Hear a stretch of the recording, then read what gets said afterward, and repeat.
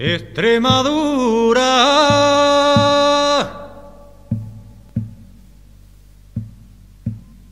campo de toro herido,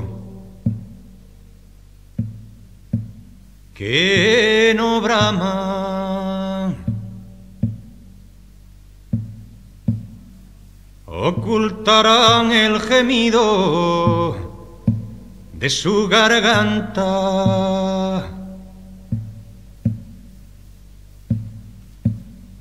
Extremadura,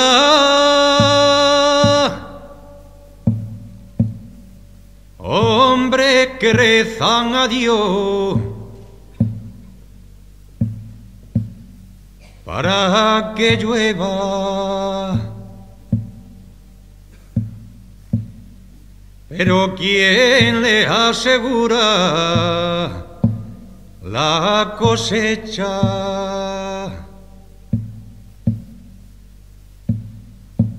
Extremadura,